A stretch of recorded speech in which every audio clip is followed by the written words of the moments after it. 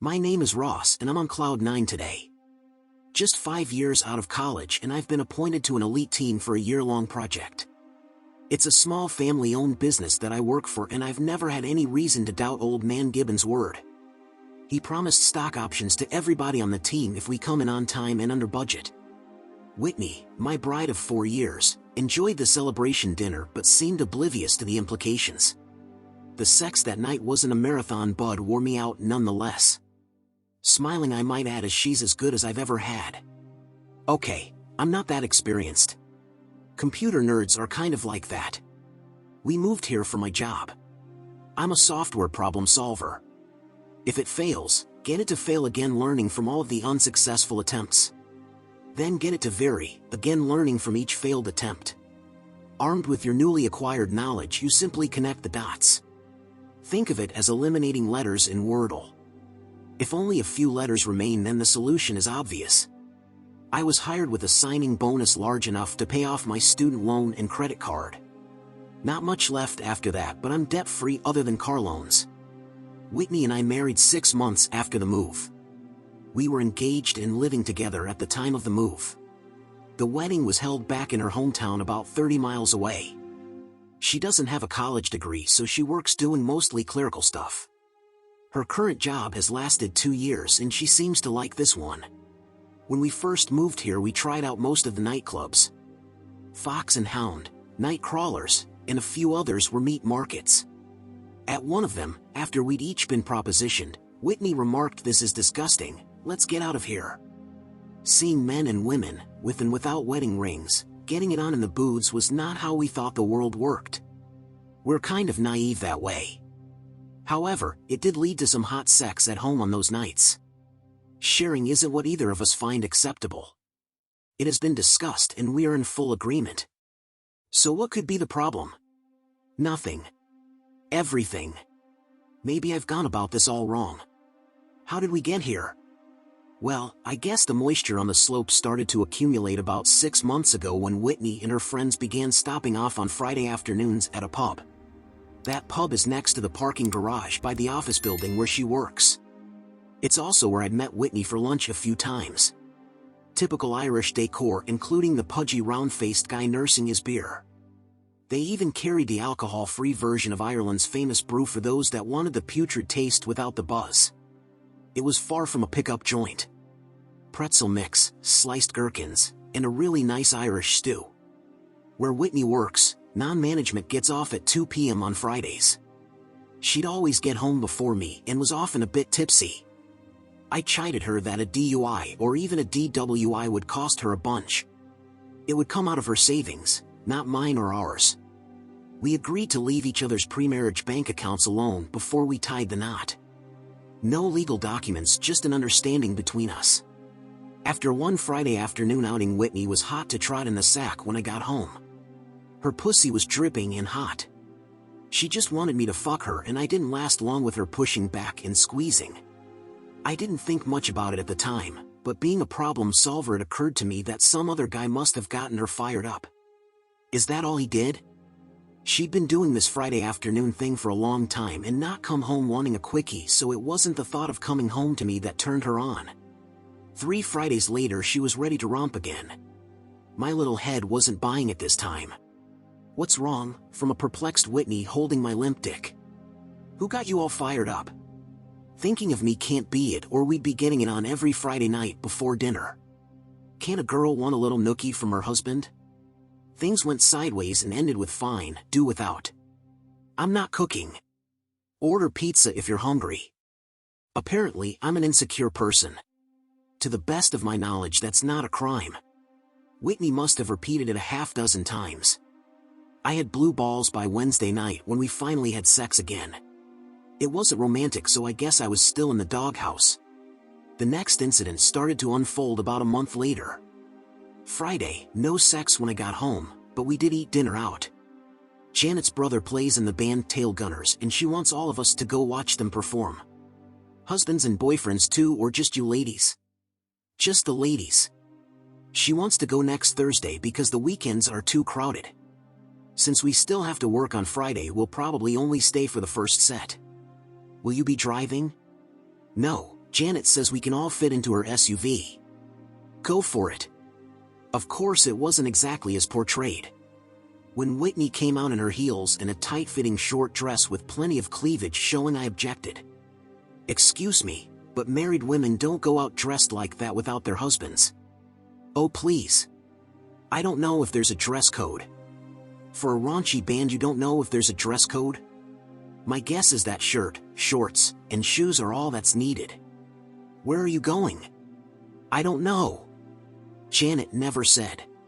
With a quick internet search I found the event. Says here that they're performing at Night Crawlers. Isn't that the place you called disgusting? And now you're dressed up like that? Well, at least you're starting out with your wedding ring on. Janet picked up one very pissed off Whitney. On her return the anger was still raging strong. Here, feel my panties. I'm not wet. You're not getting anything either. The girls think you're a complete ass. I slept on the couch. Putting in more overtime on my project was happening more often and becoming easier. Sex was becoming an infrequent event. The final straw took a while to break me down. Whitney's birthday fell on a Friday and she celebrated with her friends after work. She came home with several gift bags and went directly into the bedroom. A few minutes later she came out, having changed clothes, and was ready to celebrate with me. Dinner-wise anyway. Seems sex was now off the table for me on Fridays. Sex, since the band event, had been two people getting their needs filled. It was neither loving nor tender. Life went on and a couple of Fridays later I came home after work to find Whitney with a dildo getting herself off in her bedroom. She glanced my way and then closed her eyes and moaned, "Since you're not interested in me on Fridays, the girls gave me a birthday gift." I ordered Italian. More overtime. The more I thought about it, the more red flags started flapping. Whitney went grocery shopping on Saturday, so I snooped. It didn't take long to find the dildo. It was bigger than I'll ever be. Not by much, but definitely longer and thicker. Time to take action. With a few keystrokes I was able to locate, modify, and print a post-nuptial agreement. Sunday afternoon I dropped the hammer. "Whitney, we need to talk." "Now what?" "This is a post-nuptial agreement. I've had my signature notarized. You'll need to do the same." After glancing it over, "Are you accusing me of cheating?" "Calm voices please." "As far as cheating, I hope not, but you've been acting like it. This just puts on paper our agreement to keep finances separate. There are penalties for infidelity, equally applied of course. Pray tell, what have I been doing?" "Well, you come home from your Friday outings all hot and bothered and hide whatever or whoever got you that way.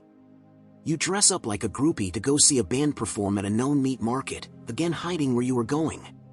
Next you show up with a dildo larger than my wedding tackle. Apparently you've gotten a taste of a bigger cock and liked it. It went downhill from there. I'm blowing things all out of proportion. The dildo was a joke gift. Lighten up. Has your frail male ego been bruised?" Whitney was absolutely incensed. I have my set of beliefs and usually act accordingly. If I recall, that's one of the things that she liked about me. Until, of course, she was in my crosshairs. "I'm not signing this," as she shoved the papers in my face. "You don't need a court case number to procure the services of someone to deliver a document." The post-nuptial agreement was delivered by a process server Monday afternoon. Her first message: "You miserable asshole. Do you know how embarrassing this is? I'm spending the night with Janet." Whitney was home on Wednesday, or a holographic image of her that didn't speak. The post-nuptial agreement was torn into pieces on the kitchen table. So be it. On Friday morning Whitney was served with do-it-yourself divorce papers along with a note: "Since you won't sign a post-nuptial agreement, you've left me no choice." My phone lit up with insulting and demeaning voice and text messages. I saved the one where she announced, "I might as well divorce you if you're that fragile." I didn't see Whitney until Sunday afternoon when she showed up with her parents, John and Mary. Working on my laptop at my makeshift desk, I heard them enter the room. 3 angry faces. "Afternoon, folks. Cold ones are in the fridge if you're thirsty. Help yourself." John spoke. "Ross, this post-nuptial thing has spiraled out of control. Time to set things straight and call off the divorce. So Whitney, you're ready to sign it and start acting like a married woman? Mary answered. A post-nuptial document means you don't trust Whitney. You can't have a marriage without trust. I closed the lid on my laptop. I presented my case. So let's see who should be trusted. Whitney told me she was going to see a band play. Claimed she didn't know where she was going, but then dressed up like the sluts do in that nightclub. I'm supposed to believe she wasn't on the prowl? Whitney screamed I didn't know where we were going. John jumped in. And that's all this is about? Oh no. On some Fridays she gets home from the pub so horny she can't wait to get it on. Wasn't me who turned her on. She won't say who. Whitney sniped. He's so insecure. There's nobody. Hold on. As I went to our bedroom and made a beeline to Whitney's hidden cock drawer. When I returned I tossed it onto Mary's lap, who acted like it was a venomous snake. What the hell is this? The dildo went skidding across the floor. Well, it's called a dildo. It's your daughter's. She'd been using it ever since going out to see the band play dressed up like a hooker. Can't tell you why her girlfriends thought she needed one. She uses it, even in front of me. Tell them, Whitney. Tell them that it's fatter and longer than I've ever been and will ever be. If this is what she's used to now, I'll never be able to satisfy her again. Time to move on, don't you think? John broke the awkward silence that ensued. Whitney? It's not like that. Ross has been insinuating that I've been cheating on him. I haven't. It was a gag gift from the ladies that I work with. Father to daughter, I think I have to side with Ross on this.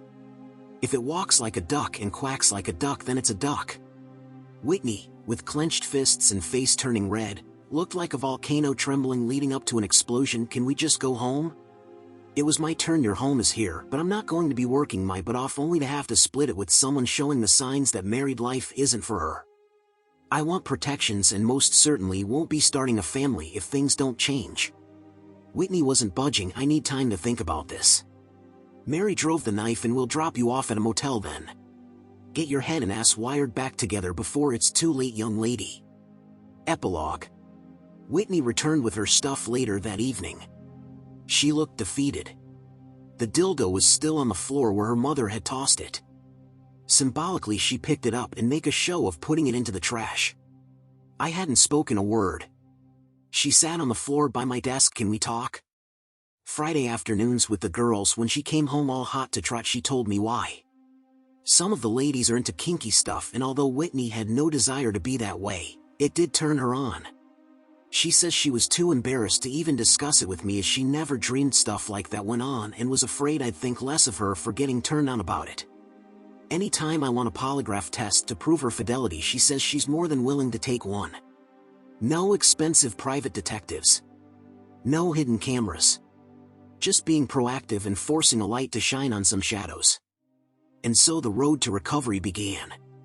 I printed out the post-nuptial agreement again and we went together to the notary Monday at lunch. 3 copies.